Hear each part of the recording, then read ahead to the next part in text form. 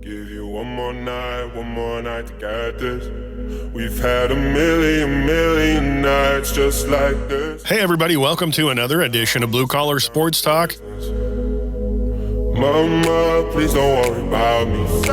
Daryl here again, gonna give you a quick lineup of what we have in store for you today on our show. Keep telling me to leave this. We'll discuss some Husker news. Down to business. Let's get down to business. The softball team is on the road in Maryland for a Friday, Saturday, and Sunday 3-game series. Million nights just like this. Our baseball team is also on the road for a 3-game series in Michigan, Friday, Saturday, and Sunday. Give you one more night to get this. We've had a million nights just like NHL playoffs are right around the corner. We'll discuss a little hockey. Back and forth. Also right around the corner are the NBA playoffs. We'll look at a few games. It's been a while since I Thursday's game will be the Nuggets at the Nets. in my heart to hit it. A couple of Friday games. Warriors at the Kings. The Suns at the Lakers. And what would be a show with James and Daryl without a talk of the Celtics, huh? Come on. Monday's game with the Hawks at the Celtics. And I can't do this for another day. So let's get XFL, we have a nice Sunday game for you. We'll discuss. The 6-1 Defenders are at the 5-2 Sea Dragons. one more night to get this. We've had a million nights just like this. The Masters, April 6th through the 9th. We'll discuss a little golf. Let's get down to business. Also in full swing this time of year is the start of the MLB. We'll discuss a little baseball. Million nights just like this. So let's get And now here's our show. down to business. All right, here we are, another edition of Blue Collar Sports Talk. And I'm here with James. Hello. We've got some Husker softball and baseball we'll start off with. Our softball team is fresh off of a win against Iowa. And both softball and baseball are on the road. The softball team is 25-12 overall and 5-3 in the Big Ten, so doing really good. They're on the road at Maryland this weekend. So Friday at 5, Saturday at 1, and Sunday. Sunday will be an 11 a.m. matchup, and that's going to be on Big Ten, and then Big Ten Plus for the Friday and Saturday games. That's an early time, that 11 a.m., boy. That's breakfast, start swinging the bats, and get ready to get in the box. Yeah, wow. they're kids. They'll be fine with it. Right. And then our baseball team also on the road. They are 15-9-1 overall, 2-1 in the Big Ten. And they have a 3-game series at Michigan, Friday, Saturday, and Sunday. Friday at 3, Saturday at 1, Sunday at 11. And their Friday game is on Big Ten. And then the Saturday and Sunday games are on Big Ten Plus. All the information on that I got from Huskers.com. Great source for all of your Husker news. It doesn't matter if it's baseball, golf, tennis, or gymnastics. Huskers.com is where I like to go. And, as usual, no Big Ten in the top 25 right now. We're not known for the baseball weather. You got your typical LSU's sitting up there number 1, Florida number 3, 24-5. Wake Forest is up number 2. So a lot of those warmer states get off to a fast start. So be nice to get some of these Big Ten teams start winning some games and making a push for that tournament. Yeah, it's not too far away. It starts in June. Yeah, it comes quick. I think our baseball team has a lot of upside this year. Mm-hmm. We had a pitcher that was hurt for a couple years, had a bunch of surgeries. He's back, so our pitching should be deep. A feather in our cap earlier in the season was beating number 7 Vanderbilt. Right. And I hope we keep that momentum going. Yeah. I mean, at 15-9, definitely need a 4 or 5 game win streak here to make some noise and start getting recognized here. I think we're headed in the right direction for our baseball and softball team. So y'all keep it going.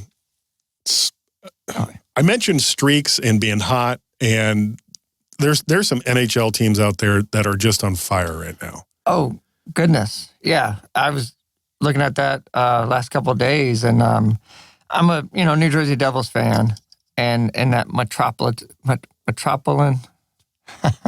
See, you got those tongue twisters, and now I'm already messing myself up. Metropolitan Division. It's Carolina Hurricanes, New Jersey, and the Rangers. And since the Rangers got Kane, all 3 of them teams are just winning left and right. I mean, I got a couple of losses mixed in there, but for the most part, they're going to be battling. Carolina's 50 wins, Rangers 40. Devils 49, the Rangers 46 wins. So they're going to be sitting there all the way to the end. Already clinched the spots. There's 3 from each division have already clinched playoff spots. Man, I know Boston's the king of the East, but there might be some numerous 7-game series coming up for you hockey fans. Okay, you mentioned Boston and some other teams. I like to look at the last 10 here at the end of the season. Boston is on a tear. Yes. They're 9-1 in the last 10. And the other team that is close to them is Edmonton. The Oilers are also 9 and 1 in the tie column. Vegas Knights are 2-2-2, but they haven't had a rough road. Kind of, they took one on the road in overtime and in a shootout, and then the very next night they had to be on the road again, and Nashville got them. Right, and lost it. Yep. So they're 6-2-2 in the last 10. Colorado's 8-2 in the last 10. Whew. This is going to be a fun hockey tournament here coming up, or playoffs. And Vegas was almost walking away with it, with that number 1. And like I said, with Edmonton's late push, they have moved up. And speaking of Edmonton, McDavid is 2 points away from getting his 150 points. And he has 3 games remaining. So that's big. Tonight, you have Boston playing Toronto. They're second. They're numerous points behind, but Toronto's trying to stay ahead of the teams like Jersey and the Rangers. And then Tampa Bay is playing the Islanders. Another big game that both of them, Tampa Bay sitting at the bottom down there. Excuse me. And then the Islanders are right on the edge. I think they're on that wild card spot with Pittsburgh right behind them. So big game for Islanders and Tampa Bay tonight for both of them. Sticking with hockey, but I'm briefly going to bring up the Frozen Four because that actually starts today for the college guys. Okay. And it's on ESPN2. So the national semifinals, Boston University versus Minnesota at 5 on ESPN2 or ESPN Plus, however you want to do it. And Quinnipiac versus Michigan at 8:30.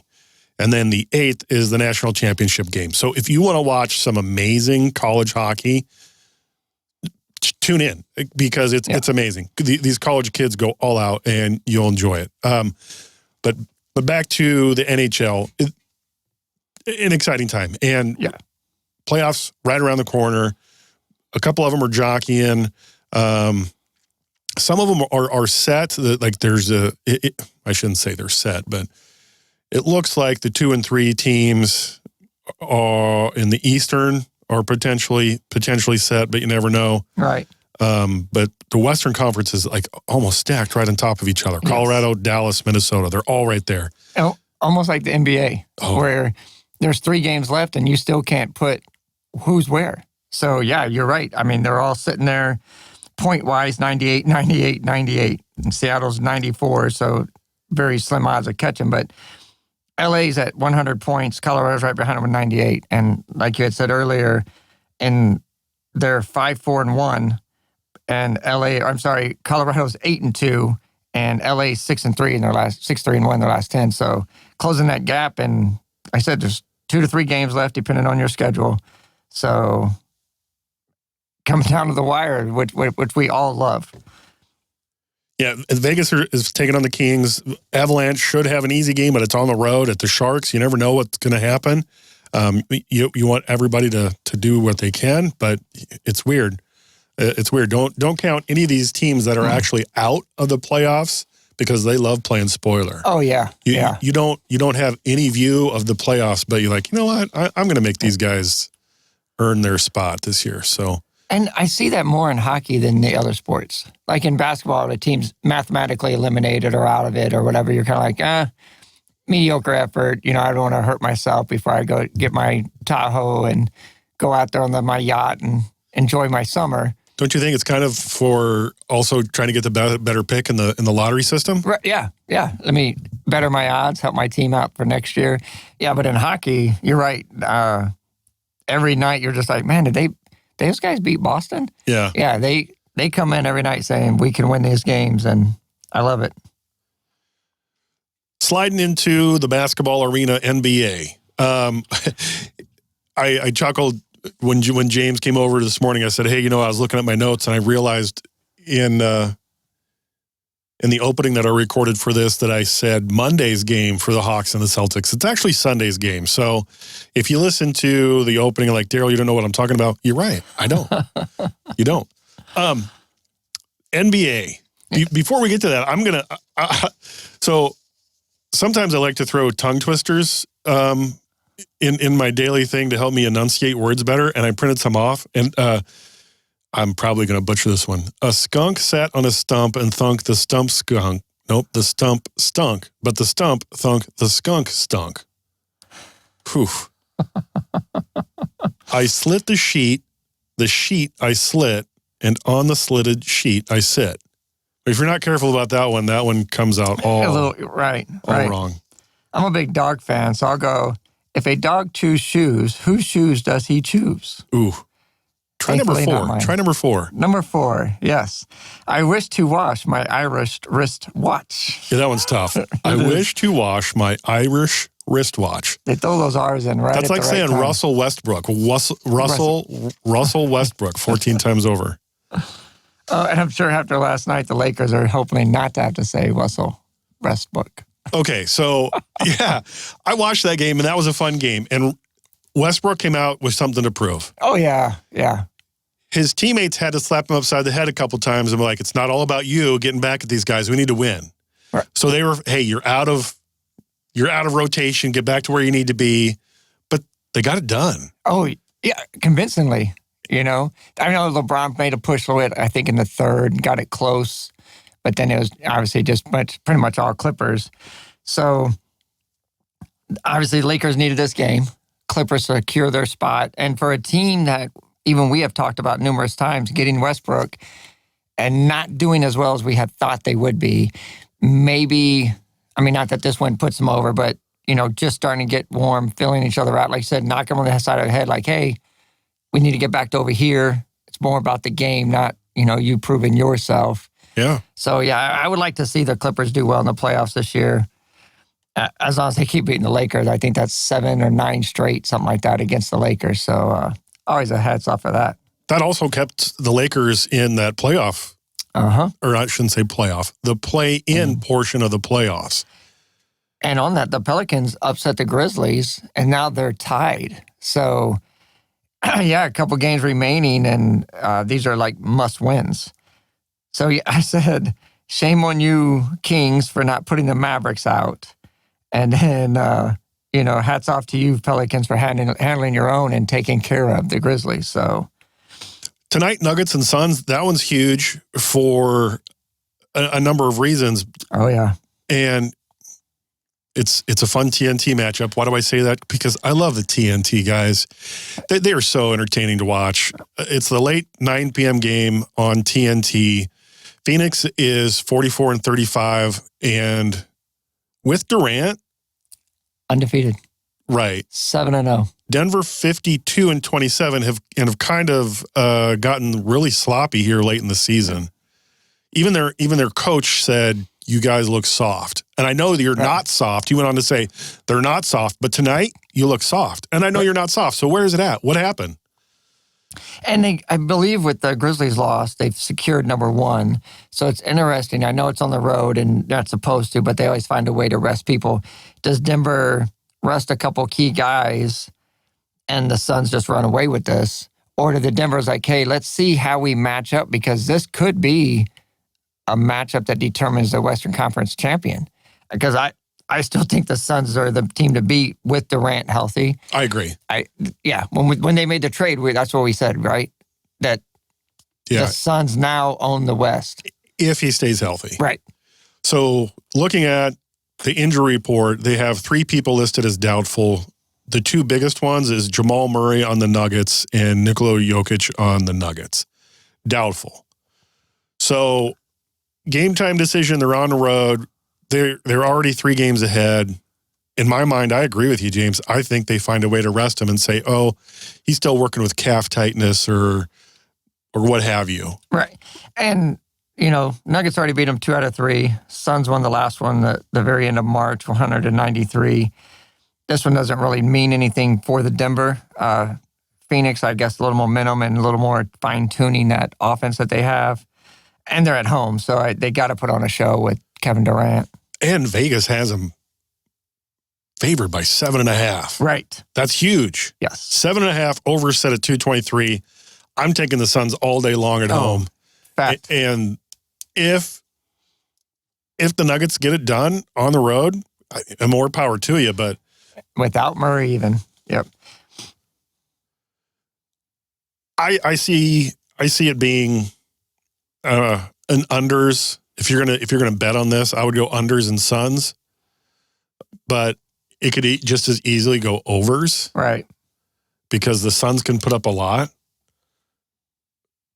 I mean, if you look at the last few games against the Suns and the Nuggets, Denver leads the series 2-1, but they've only won at home. The Suns have won at home, and they've only potentially gone over that 220 mark once. Yeah.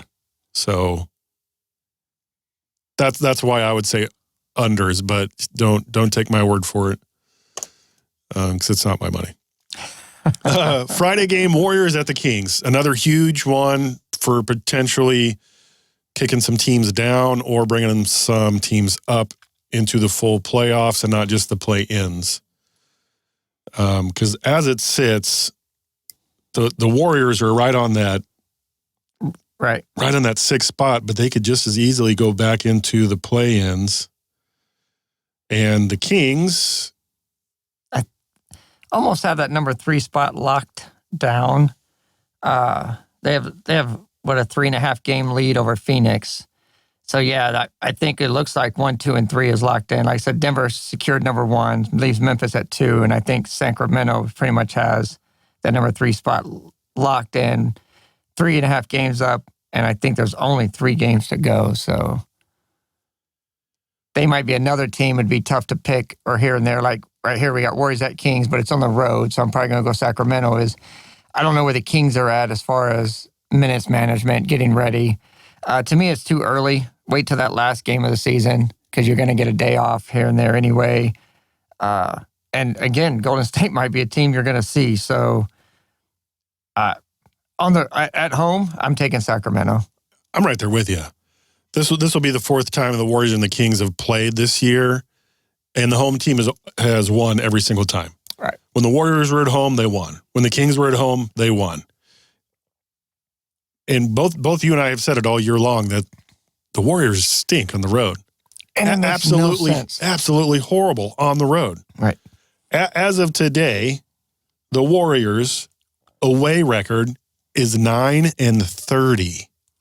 And if they had never won a championship, we can call, immaturity or a young team or something like that where, they're just figuring it out but they have won titles. They have won games on the road in the playoffs or, the last few seasons, they've been decent on the road. So how do you win the title last year? Pretty much have a really good roster going into this year because, they're 33-8 at home. It's virtually a mirror, their home and away record. But you can't win on the road with the same roster that you I can't say dominate at home, but dominate with 33-8 at home. Just to look at it, the Lakers are 500 on the road. The Minnesota, 19-21 on the road. The Dallas Mavericks have 15 wins on the road, and the Golden State Warriors have 9. 9. It's pitiful, isn't it? Oh my! It's mind-boggling. Even Portland, who has been eliminated, is 16-23 on the road. Right. Better than the Warriors. And then if you look in the East, everyone has double-digit road wins. Oh wait, yeah, except for the Detroit Pistons, and that's a whole nother team that they're like, I don't know, maybe the Cleveland Browns, Detroit Lions going over. I mean, since you brought up the Pistons, I truly feel that they are tanking to try to get that the phenom, the 7-foot whatever kid. Oh, yeah. I can't think of his name right now. Great story, Daryl. I mean, they only got 16 wins on the season. Yeah. So, yeah, I mean, it definitely could look like, okay, not a whole lot going on there. But, yeah, every other team in the East has double-digit wins on the road. And then you have the world champs, who I agree, you can't count them out, but they're not going to have home court advantage. So can we count them out now? You could count them out. Me and our friend Roger, who's not here today, we miss you, Roger.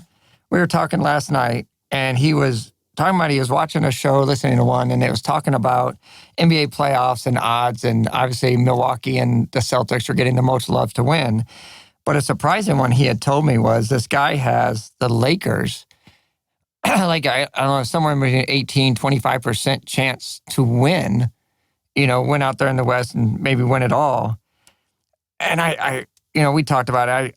I don't see it, because even though they just had this little mini 4-game win streak, they lost last night to the Clippers for the 7th or 9th time. I apologize for not knowing exactly, but several times in a row they have not beat the Clippers. And they're the little guy, supposedly. But when you look at who they would face in the playoffs, they're not beating Denver, Memphis, the Kings, definitely not Phoenix, and obviously they can't beat the Clippers. They have to get through at least 2 of those teams in a 7-game series, and I don't think it would go 5. So what I'm looking at right now are the top streaks in basketball. And the top streaks in basketball, sitting at the very top, are the red-hot Pelicans, 8-2 in their last 10.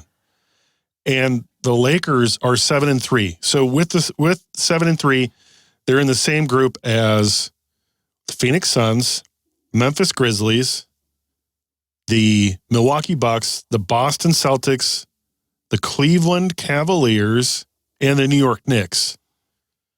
All sitting at 7-3 in the last 10. Yeah. And I understand why someone would say that, because once you get to the playoffs, LeBron does have that switch. He turns on and he's like, I am going to will my team to win. And I don't know if it's what he's drinking or what he's eating, but he just turns into this absolute beast. And they call 0 charges on him and blocks on everybody else. And that helps him own the free throw line. The other player that did that around playoffs time was when Harden was with the Rockets. So I read an interesting article a couple days ago that in the 2016-2017 Houston Rockets season, they had 200-plus three-pointers in the season with James Harden, Eric Gordon, and Ryan Anderson. Okay. And by the end of March, Steph Curry, Klay Thompson, and Jordan Poole had matched or beaten that record. So I bring up LeBron turning that switch on, but the Warriors have that same switch, and it almost doesn't matter that they had the 9-30 road wins, because when they get to the playoffs, they decide, you know what, we're gonna play perfect offense, we're gonna play perfect defense, and I don't see the Lakers playing perfect defense. No. So I feel that the Warriors have a better chance than the Lakers. I 100% agree, because when I look at those, like you said, obviously when the playoffs start, everyone's 0-0, they're all on the same playing field, blah, blah, blah. I do believe that Golden State would battle the Clippers. They can put up a good fight against Sacramento. Like you said, each home team has won every time. But with the Lakers playing any of those top 6 teams, their lineup, even with LeBron, they have to win 4, right? And I don't see them winning 4 games against any of those teams in the top 6, mainly because of what I've seen all year. They're going to be tired. LeBron was already crying last night because it was a back-to-back game. Or they went to overtime. Well, you shouldn't have went to overtime in Utah. You had the game in hand. You gave it away. Then you had to play it later. Yeah, so you got in and you had a late game last night. It's not like it was a 6 o'clock start time. It was a later start time. But everyone has scheduling. So you have to play with what the schedule's in front of you. And I'll get on that on the side note there. So if you already got an excuse before the game was even tipped off, is that what we're saying? Is you already went into like, hey, if we don't, we'll just push back more at the NBA that the reason one of the hottest teams or one of the best marketing teams in the Lakers aren't doing well is because you screwed us at the end of the season. No, everyone has this issue, So, yeah, anyway, it doesn't matter, back-to-back game or not. Even if they would have won last night, I still don't pick them to beat any of the top 6 in the West. Right, and I credit Tyronn Lue last night for coaching the Clippers because he knows exactly what he has in an opponent with LeBron because he coached him. Right. So that helped Tyronn Lue last night. Oh, yeah. Suns and Lakers, Friday game. The Suns have a back-to-back where they played a tough opponent on Thursday. Now they're playing a tough opponent in the Lakers, trying to push out of the play-in. I'm still taking the Suns because they have KD. As long as KD is healthy, I feel that counters the LeBron punch and the Reeves and the D'Angelo Russell and AD. I feel if you have Booker, Chris Paul doing his assist game, and KD doing his everything game. Yeah. And if you look at it defensively, I'm with you. I'm taking the Suns also. Davis is going to have to go one-on-one with Ayton in the middle. And then you have to worry about doubling KD or Booker, with other people other than Davis. And who gets in foul trouble? Phoenix can do more with Ayton in foul trouble on the floor, off the floor, Lakers can't do a whole lot if Davis gets in foul trouble and is off the floor. I mean, he only had like 17, 19 points last night, and obviously they needed more from him. But he was in early foul trouble, so the Suns already know they can switch KD down there and get AD in foul trouble. So Suns are so versatile with Kevin Durant. Yeah, I'm with you. I'm taking the Suns also for that Friday game. So the Sunday matchup with the Celtics and the Hawks, it shouldn't be that big of a deal, but the way it is right now, as of today, the Hawks are in. They're in the play-in for sure. And I don't think there is mathematically a way that they can get out, but if the Celtics were to drop another one, I don't know. I don't know if it really means anything to the Celtics. Right. Do you want momentum? Do they rest more people? So it would be an interesting game. Potentially, it could potentially be a snoozer. But it's a Sunday noon game. Right. And if you're resting players, you're resting the Blake Griffins, the Al Horfords, Robert Williams III. Those are the guys that you need for the long haul. Tatum Brown's still fairly young. White, he's still getting it done. Marcus Smart, I think, needs to still get his playoff legs ready. And then you got the bench that has been great for them. Get them experience, get them in more playing time because we have seen what they can do. I still don't think the Hawks had come into Boston and win that. They need it. It's so hard to pick against Boston at home. I'm not picking against Boston for the simple fact that the Celtics have gone into Atlanta the last 2 games. They've played them and beat them at Atlanta. So for Atlanta to come to Boston, I don't see it happening. Right. But at the end of the season, you never know. And again, it's that, hey, which team wants to have the momentum as you cap off the season? And I hope it's the Celtics. Yeah. but you never know. And a note on the Hawks, Trey Young just had his 22nd 15-assist game, and that gets out there with Doc Rivers, that former Atlanta Hawk himself. So that stat that I mentioned earlier, I don't know if I said it correctly. The Splash Brothers, Steph Curry, Klay Thompson, and Jordan Poole, they each have 200 three-pointers. Yes. And that still baffles my mind that you have a team where you have three guys that have all made 200-plus three-pointers. Okay, so they've made 600 three-pointers. So that's easily to say what they've shot at least 900 of them. Remember, a team didn't shoot 900 three-pointers an entire season just 10 years ago. And now just within three guys, I'm not even talking about their team as a team on three-point shots. Just them three guys alone have shot over 850 three-pointers. I'm going to go out and say 900, shoot about 30%. 900 three-pointers they have taken at least just between the three of them. So as you're talking, I'm trying to bring up each individual stat here for these guys to get an idea of exactly where they're at. And Klay Thompson on the season is sitting with, he is shooting overall 43%. Very nice. He is shooting 40.7% from three-point land. And how does that break it down? How many overall have they done?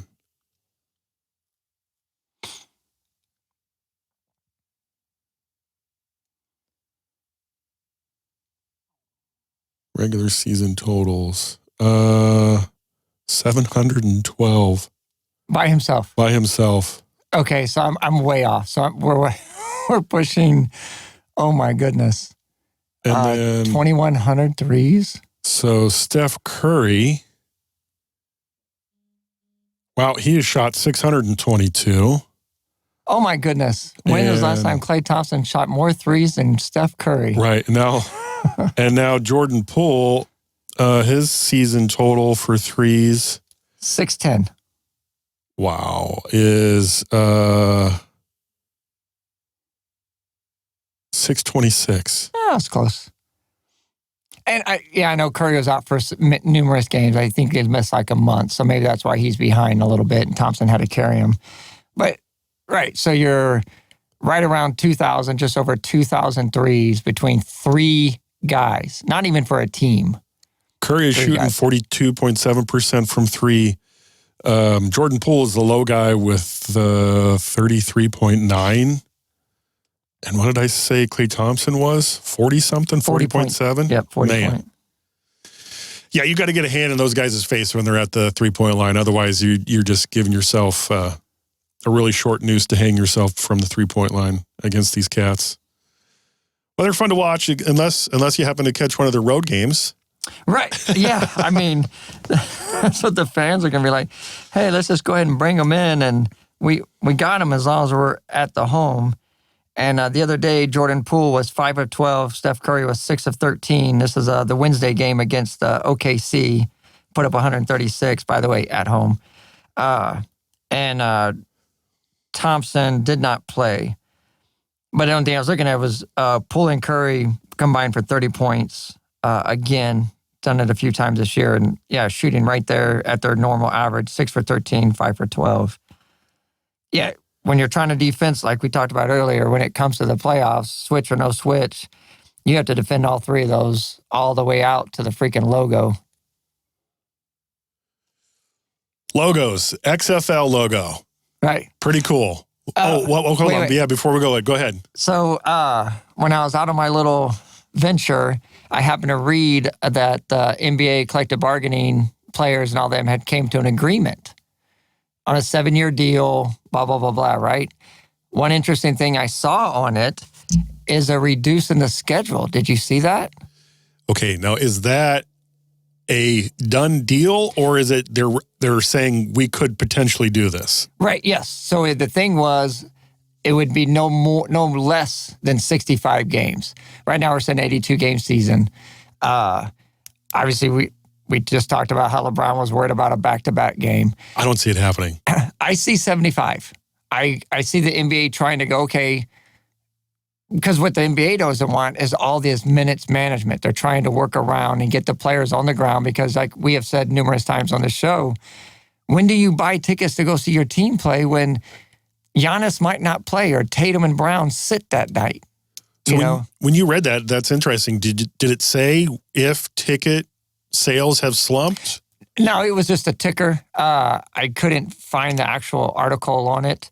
When I didn't have internet, and when I did, it was a quick, while you're in the airport thing. So yeah, right. That was your little sly little brag. Oh, by the way, I was on a cruise for a while. I was collecting. And I didn't have internet, but I was on a cruise ship. Right. Yeah. Anyway, sorry to interrupt your cruise. Your cruise ship didn't have internet story. Right. So anyway, minimum of 65 games. I see them going down 75, trying that to lessen the minutes management. And I know I'm not an extreme athlete or a professional athlete out there, but I just remember watching basketball in the 90s and 2000s, and those guys to have lower sports medicine than what we have now. Sports medicine these days and the exercises and the stretching and the supplements are through the roof than what we had. Imagine Michael Jordan and Magic Johnson and Bird if they had the facilities and the team fitness guy. You think that would have made him better? Yeah. I mean, and played longer. Bird with his issues with his back and all that. I definitely think they'd play longer. Now, I don't know if Bird would have played longer because he sacrificed his body on all those loose balls so much. Man. And he even said, he's like, I did it to myself. I went all out and I hurt myself in doing so. But if he stretched properly, they knew about these back stretching things and That's a great thing about what if. You never know. Right, you're right. And it could have happened. Yeah. But I'm just saying today, with the stuff we have, and we need more minutes management and the same amount of games. And by the way, you're not playing defense. I didn't get to see a whole lot of 130-point games, and I see it almost on a nightly basis now. Yeah. So, yeah, I find the minutes management very irritating. So if it has to go to 75 games to get more games out of the players, then let's do it, or stop giving them $30 million a year. Earlier, I'd mentioned the potential NBA draft and tankings by Houston and Detroit. I think they are the bottom two seeds that would be vying for the number one lottery pick. The lottery pick that I was referring to is Wembanyama, the French kid, 7'4", and I guarantee you I said his name wrong, and I'm over it already. Now, the other guy behind that is actually in G League Ignite star Scoot Henderson. And they think he's like almost tied with him, but really a close second. And then there's the twin brothers, Eamon and Azur Thompson. They think they're in the top 5 as well. So amazing draft class, potentially, with some true to life changers in your outlook on flipping your team quickly. Because the only other person that I can remember that has done that single-handedly would be LeBron and Kobe, and they both skipped high school. Right. And they came out and instantly had an impact. Success, yeah. Jason Tatum was the same way to a degree. Kevin Garnett. So fun times. Yep. NBA playoffs right around the corner, and then after that, NBA draft. We'll see how things play out, because there's the opposite side of that. Markelle Fultz never really. Nope. Unfortunately, yeah. I think there's more one and dones in high school that came in that didn't quite get it, and it's. But it's tough. Okay, so you're 82 games. I mean, this is a grind. Right. Every day. You're running. Every day you're shooting, and you're on the road. Look how big of a grind it is for the Warriors. 9 and what did I say? 30 whatever. Right. 9 and 33 on the road. That's a grind. That shows you it's a grind. Like, okay, we can win at home because it's not as big of a grind, but on the road, oh my gosh, it's a grind. I don't get to see my same barista that gives me the best coffee. So when the fans like us, college basketball fans, sports fans, and we say, and that was the other thing that collective bargaining agreement I didn't add in there was they were talking about lowering the age to 18. They left it at 19. They said both sides mutually agreed that the 19 was a good age. And I totally agree because of exactly what you're saying now. These guys play 1 year in college and go, oh, I got this. I can go pro. Man, I can handle this. And their agent, of course, it's dollar signs. I know. 40 100%. games compared to 80, that's nothing. Yes. And not only that, is of those 30 games, whatever you're going to play, I think UConn are playing like 34 games, right? So of those 34 games, 17 are going to be against above average competition, maybe 10 elite competition. The rest are very mediocre. You're barely spending a lot of energy out there, and you're like, oh, this is easy. Yeah, even the Detroits and Houstons of the NBA world are elite talent. Right. Every night. Every night, yeah. You're going out there, the guy that can just battle you and wear you down. So, yeah, I think it should be age 20 or 21. I think you should have to do 2 years in college. And it has nothing to do with, making my team better in college or whatever. It's just not, the NBA product's not good. Detroit had the number 1 pick 2 years ago, got the guy out of Oklahoma State, and they have 16 wins this year. So you can try to do it for the draft, but when you get these one and dones or these guys that have never played college, come straight out of high school, the Garnetts, Kobe's, and LeBrons aren't every year. There's not one of those guys every year for every team. So, yeah. So what you're saying, the grind, I totally agree. They need to be a little bit more older, a little bit more mature, so that when they come to the NBA, we get a good product instead of this, oh, look, there he goes, flash in the pan, see you later. The guy I'm thinking of for the Celtics, and as I'm looking straight ahead at all the green that James is wearing, Celtics hat, Celtics shirt, Celtics shoes, Celtics wristbands, Celtics socks, Celtics necktie, Celtics wristbands, Celtics headphones, all of it. Hauser spent time on the G League because they wanted him to immediately have an impact off the bench, and that really helped him mature a lot. And difference. Blake Griffin coming on, hey guys, know your role. Because when we need you, and we need you to step up and have that impact. Yep. Peyton Pritchard, the same way. Everybody's role could change any given day depending on injuries and what happens. Fact. And I really enjoy what the G League has done for building up some of these players and then bringing them up. We don't always get to see that behind the scenes on what they're doing and bringing some of these players up. But it really, in my mind, really helped Sam Hauser mature a little bit and have an instant impact when he joined the full roster on the Celtics. Yep. And some of these guys that we talk about, these one and dones, don't even make it out of the G League. They're like, oh, they would just spend a number 12 pick on you, and you're average to these guys that aren't even on the next level. So, yeah, and here we paid you this money, and you're not going to see a second contract. And it's still great basketball. If you ever get a chance to go see a G League game. Oh, yeah, they're intense. Yeah. They are. They're good. You know what they don't have in the G League? Minutes management.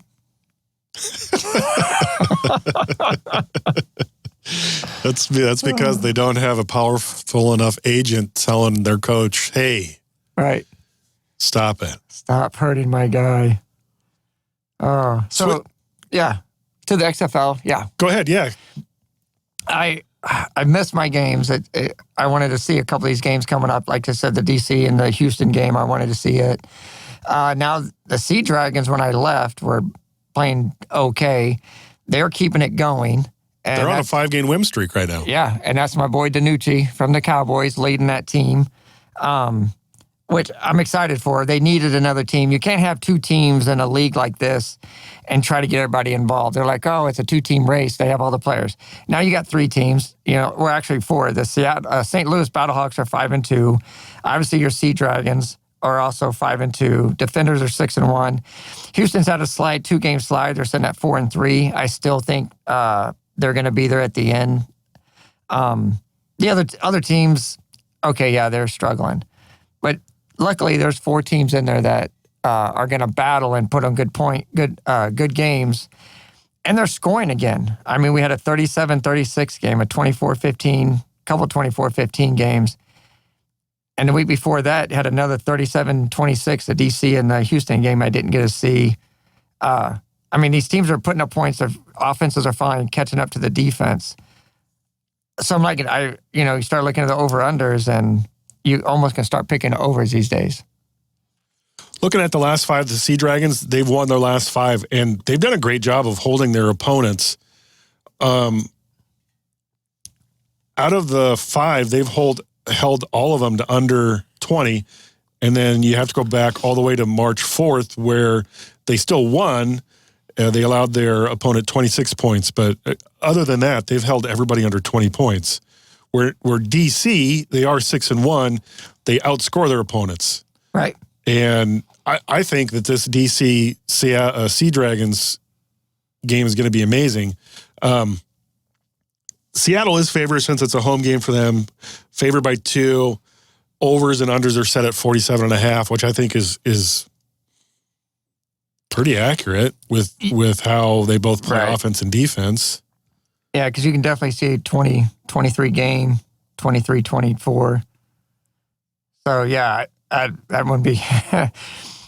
I would say the overs, just because DC's last game they played and with that loss at Orlando was a 37-36. Like I said, they don't really stop their guys. They outscore them. And if it comes a shootout, I think Seattle can hang with them. So, granted, I'm not putting any money down, but mine would be on the over. But I'll take Seattle. I'm right there with you. I'm overs in Seattle all day long, just for that Seattle has scored at least 20-plus every game except one, and that was earlier in the season against San Antonio, and that was 15-6, where every other game they're at 20 or above. And DC, just about every single game is at 30 or plus. Right. So I would say overs all day long on this as well. And I'll be honest, I haven't seen any. It's always when I'm at work and I try to catch highlights. I don't. I read some articles here and there. I couldn't tell you anything about the XFL other than I know what's going on right now. And also, since it's the start of April, USFL is right around the corner starting up, so we'll get some more. For anybody who loves football, check it out. Just because I don't get the chance to watch it, it's still football and it's fun to watch. It's going to be tough. Granted, we got the Masters starting today for you golf fans out there, but we got 2 games Saturday, one at noon, one at 3, and then Sunday you got the 2 o'clock and the 6 o'clock, all on ESPN. So, yeah, the Masters will be going on, especially that Saturday noon time. I believe that's the first day after the cut. So you got some of the big players going off and some of them later during that 3 o'clock game. But if you have to pick a day, pick Sunday. Again, I say Sunday, and that's the Masters' final day where they're going to be picking a winner. But that's the best games. You got the Roughnecks playing, DC and Seattle game playing. So, even if you just flip back and forth, everybody's got a remote these days. In that 2.5-minute commercial break, catch a few plays. Yeah, or DVR it. Yep, DVR it. It's really, again, I find them entertaining. Obviously not on the level of the NFL. I thought the USFL was a little bit better on their product last year. We'll have to see how they look this year. But the XFL, like I said, offenses are finally catching up. They're moving the ball.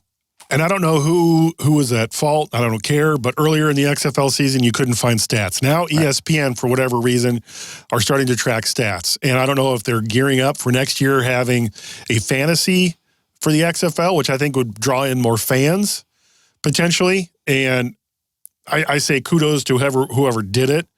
And kudos to The Rock for taking it over. I think he's doing a good job of managing this XFL. Yeah.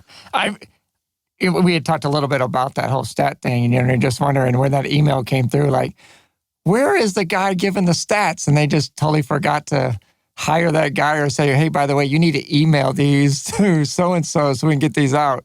And all of a sudden, yeah, you're right. Now they're here, and we got more info to help to enjoy the... Part of me wonders, do you remember ESPN a few years ago cut staff? Oh, yes. They cut a lot of staff. Right. So when you add a new sport, who's going to pick up the slack? You're telling me I have to do more work for the same price? Yeah, welcome to America. Right. So I don't know if that was the reason, but I can imagine you had somebody in the back rooms going, I already covered 12 sports that I hate. Why do I have to cover another one? Come on. I just gave you that soccer article. Now I got to cover XFL? Fine. Well, it's not going to be my best work.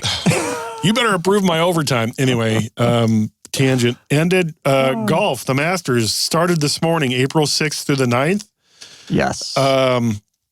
What I find interesting is Greg Norman, who's running the Saudi Arabian-funded golf league, LIV, was not invited.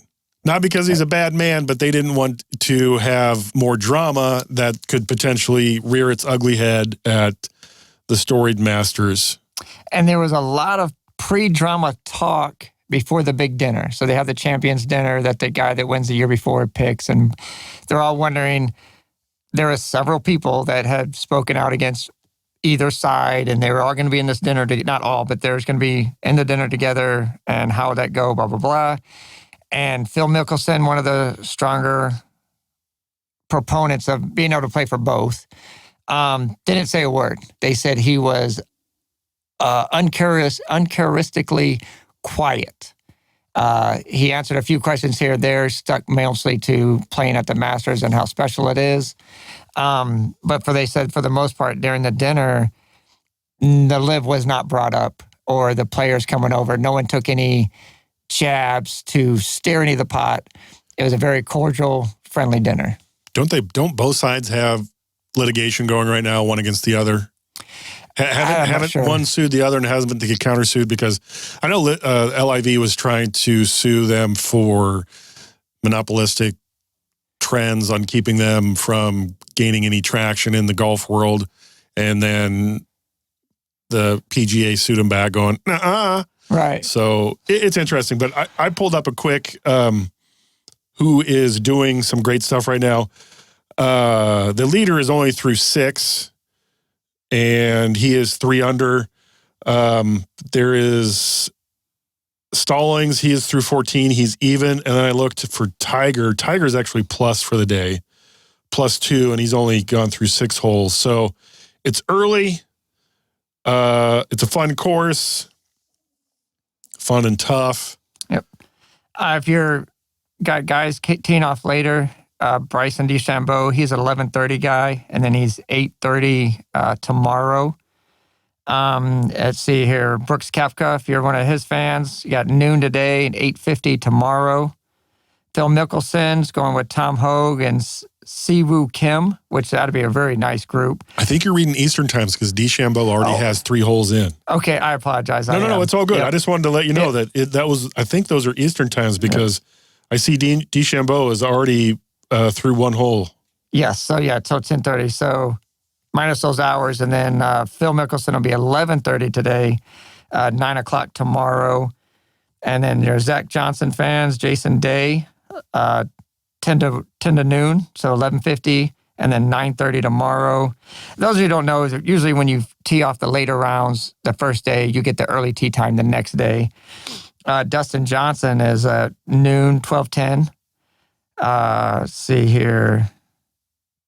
Scotty Scheffler, who everybody likes this tournament for, 12:30 today, 9:30 tomorrow. And then Jordan Spieth, Tommy Fleetwood, and Tony Finau. And Tony Finau, if you ever watch him play, man, this course fits just for him. They're the last tee time at 1 o'clock, and then they'll have the 11 o'clock tomorrow. I'm excited. I love watching the Masters. There was a lot of talk. Tiger's been under par the first round, the last few Masters. He has not finished well at all.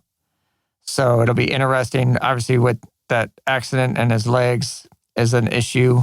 So, and you said he's already sitting at plus right now. So yeah, six in, but he can turn it around. Yeah. It's I said you got today and tomorrow. The down note, he could turn it around. I don't see it happening. Right, I agree. A lot of rain. They said today's probably gonna be the best day to play. Some rain due late. And then Friday and Saturday is pretty much 70-90% chance of rain. So this tournament could very well go into Monday. Oh, that'd be interesting to have a Monday night finish for the Masters. Yeah. So some of the ESPN writers picked their winners. Michael Eaves thinks Rory McIlroy will do it. Michael Collins thinks Scotty Scheffler will do it. Elizabeth Baugh thinks Jordan Spieth will do it. And Tori Barone thinks Cameron Smith, who is on the LIV tour, thinks he'll do it just for the fact that he wants to show that the LIV guys can get it done just as well as the PGA guys. So it's anybody's game. It's early. Oh, my. Yeah. You never know. Yep. Speaking of early in anybody's game, Major League Baseball is in full swing. New York Yankees are off to a hot, quick start. And so are Rogers' Atlanta Braves. Oops. So go ahead. Oh, yeah. I love it. I apologize for you Kansas City fans. Already been shut out 3 times this year. That's not a record that you want to be. You tied a record. Don't want to be on the side of that one.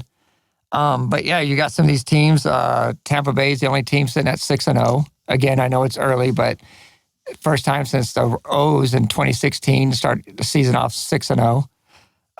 In the NL League, you got the Braves at 5-1 and the Brewers at 5-1. So we got some good baseball already. Yeah. And so we talked about the new rules. I heard you guys, I listened to the podcast and you guys talked about the clock and all that. And we talked about what doesn't get talked too much about how much the bases were a little bit bigger to trying to, the clock and all that's to help increase movement on the bases, correct? So through 34 games in 2022, there are 26 attempts. In the first 34 games, 26 steal attempts, 17 being successful. 35 games already this year. Obviously, we're past that, but when the stat came out, 56 attempts with 49 steals being successful. So you went from a 65% success rate to 87.5, which is obviously a huge jump. I mean, the baseball guys are up there patting themselves on the back because there is a lot of movement on the bases. I haven't got to see a whole lot of games. I got to watch the Yankees' first game.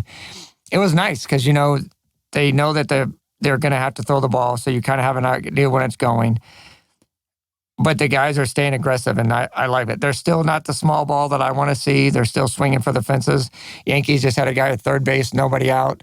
Guess who is still on third base with 3 outs? So that has not changed in the Aaron Boone coaching, I guess. I don't know, managing, whatever you want to call it. Very frustrating. But yeah, so for those of you who want to see movement on the bases, see an exciting game, 56 attempts already in 35 games, and it's only going up.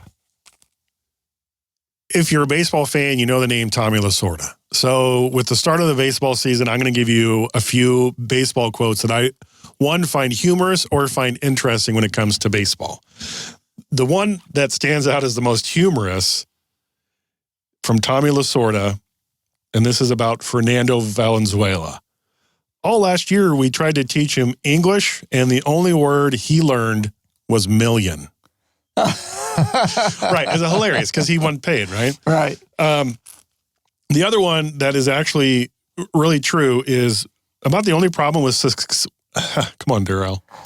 About the only problem with success is that it does not teach you how to deal with failure. That's true. And, some of those teams go in the March Madness tournament undefeated. And then they're like, man, you haven't been on the ropes. UNLV, Running Rebels, just blew through everybody. And then when they were in those tight games, they're like, oh, crap. But yeah, you almost want that loss before going to the big dance just so you can deal with it. And then the other two, baseball is like driving. It's the one who gets home safely that counts. Oh, man. Because you just mentioned about stalling somebody on base. And if you do that often and often and often, it doesn't matter how many hits you have. Right. How many runs did you get? If you leave grandma at the store, you're not going to eat. Oof, you might, but you gotta get home. She's not going to be happy. Right. And then we mentioned the NBA, and this kind of plays into the NBA, how many games. NBA doesn't even come close to the MLB, your 100-plus games. So Lasorda was saying, guys ask me, don't I get burned out? How can you get burned out doing something you love? I ask you. Have you ever got tired of kissing a pretty girl? Don't answer that truthfully. Right. But if you 100%. what he's trying to say is if you're passionate about it and you truly love it, you find a way to never get burnt out on it, and you find something new to focus on every day. That's all he's saying. Don't ever tell your pretty girl that you're tired of kissing her, because you're not going to get some love and happy days, any of that for a long time. Brett Favre, look at his start streak. Oh boy. Cal Ripken, and no one will touch Cal Ripken's streak mainly because now everybody's stuck in this minutes management, game management. They day-night game, whatever it is. But yeah, baseball still plays more games. But yeah, basketball players, if they had more of the love for it, they'd be like, hey, coach, I'm good. I'm only 23 years old. I can play 75, 80 games, I promise. Right. You know what I'm saying? Exactly. So, yeah, that's frustrating. Interesting note, I think he'll hold this record before a long time, only because it's Ohtani, who pitches and hits routinely. So you know where I'm going, dude, don't you? Had a clock violation on both sides. Obviously, it's a record because it's new, but he's the first player to get a pitch violation and a hitting violation or strike violation in the same game. So, and the pitching one, I totally disagree with. If Roger was here, we would finally agree because I don't think he likes the clock as much as I do. But what they called Ohtani was he was ready to pitch, had the ball down, was in his set. And I guess in the cactus leagues and the preseason baseball, a couple guys, Scherzer, one of them, quick pitched guys while they were digging in and getting ready. Clock was down to 12-13, and they pitched the ball. And the umpire's like, no, the batter has until 8 seconds to be ready. Unless he's in there at 13 and he looks at you like he's ready, you can pitch it then. But when I watched the replays several times, there was a video on the phone, so I'm watching it at work, and then I watched it this morning. Ohtani doesn't even lift his leg like he's going to quick pitch him. He's just sitting there. I have my pitch. I know what I want. My hands are set. I'm waiting. He never flinched, but as soon as he hit that set position, umpire walked out and said, nope, ball one. And I was like, so then they came out, the translator, manager came out, and they were trying to tell him that's just his ready. You know, he can be ready at 13, right? So they're going to have to kind of fine tune that. And my thing is, me and the wife were talking this morning. I was like, if they lift their leg, then yell time because he's looking. If they lift their leg to pitch it, call time, say, no. The batter's not even in the box. And he wasn't. The batter definitely was not in the box yet. Right. So that's one way of looking at it. The other way is, how can I game the system to my advantage? So that's what the batter did in that case. And different sport, but Bill Belichick is the king of looking at a rule and going, well, how can I make that an advantage? So now every team is looking at this new rule where it's the batter time clock / pitching time clock, and how can I get this to my advantage? And wasn't it Manny Machado got ejected after arguing one of those when he got called for it? For the time. Yeah. Yeah. And the other thing for Ohtani was it was in between innings. He was the first batter the next inning and didn't realize when they started the clock. But mine is like, okay, I get that, but I can't give you the leeway I gave you on the pitching because it's out there on the field. It's at the scoreboard, and it's behind the dugout. There's a clock there. You can see it. And when you're walking up at 15 seconds and you want to slow leak it, well, you're probably going to get in trouble. So, yeah, he was barely getting the box, and the clock was down to 7. So, me and Roger also talked that they're trying to make sure that they curb the delay of games without delay of games. Like pitchers, when they get a ball and they don't like it, they, hey, I don't like this ball. And so you got to swap it out. Obviously, you have to reset the clock, stuff like that. When they're doing it too much. They also got your guys' play with Alonso walking back to first. He's walking back to first to give his guy another chance to reset because it was a foul ball. So he's like, well, I'll take my time, give my guy another chance to set his batting gloves, get the signs. But again, that's still delay, So it's a team effort. I know you penalized the batter, but it's like a technical foul. I didn't get the technical, but that guy gets to go shoot the free throw for the whole team. But then it also gets in your head. Then you're like, you feel slighted and you get angry. Oh, yeah. Or what I like to refer to it as the Westbrook syndrome, because he came out possessed last night, but then he felt like it was only his mission and not the team's mission. So if you get a pitch clock violation, don't feel like you're the only person out there. Thank you. You still have to continue to play. So fact. It's new. Growing pains with MLB and new rules, and it does speed up games. It took off 30 minutes, I think they say, on average. Well, that was in the preseason. The first week was 21 minutes faster. That's huge. It is. And you're getting action on the bases, which everyone loves. We're getting runs. Well, except for the Royals. So, yeah, I mean, their swinging hasn't changed. They're still swinging for the fences every pitch, which is nuts. But with these pitchers, the one thing they had brought up during the Yankees broadcast was a very interesting note was the fatigue coming that 6th and 7th inning, where you're not getting to take that extra second or so for yourself when you're a little winded. And if you're going to have more walks after the 6th inning because of that clock. Something to see. I don't know. It's still, like I said, way early. Anything can happen. So we'll have to see and maybe keep an eye on that, how those games go after the 6th inning. Are we to the final thoughts and today in sports segment? That's all my notes, so I'm ready. Hit it. Today, so we, of course, had to go to the Masters. In 1941, 8th Masters tournament, Craig Wynn wins his first title, 3 strokes ahead of Byron Nelson in the Masters as one of the first wire-to-wire champions. So hats off to Craig Wood. Honestly, did not know him. 1980, Gordie Howe completes a record 26 NHL seasons. Wow. 26 seasons way back when. And again, I'm just talking about sports medicine was nowhere near what we have now. And he managed to play 26 seasons. Hockey. Yeah. Getting no helmet, probably no mouth guard, and just getting checked left and right. Yeah. And they say offensive linemen in the NFL, it's like you go through a car accident every game. Right. And the NHL is no different. Same one. You're getting smashed up against the boards every game. Yeah. And especially if you're Gordie. They're going after you. Side note, 1982, largest crowd to see a baseball game in Minnesota, 52,279.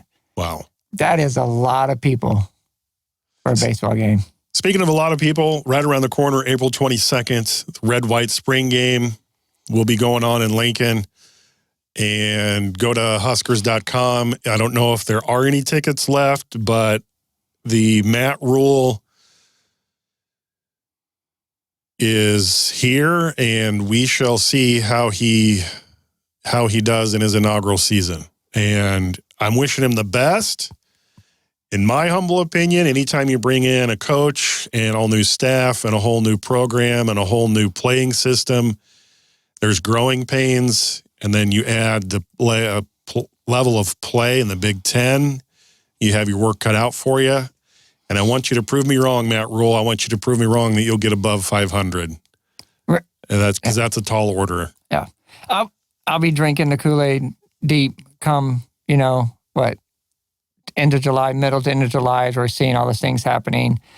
And I'll pick them to go again like I did the last 4 years with Scott.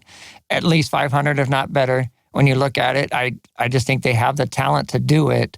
Now, hopefully, they have the coach that makes the right decisions to do it. So, yeah, I definitely see over 500 season.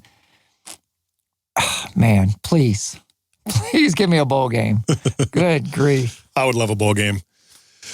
On that note, ladies and gentlemen, thanks for listening. I'm Daryl, Blue Collar Sports Talk. James, see you. Go watch some sports.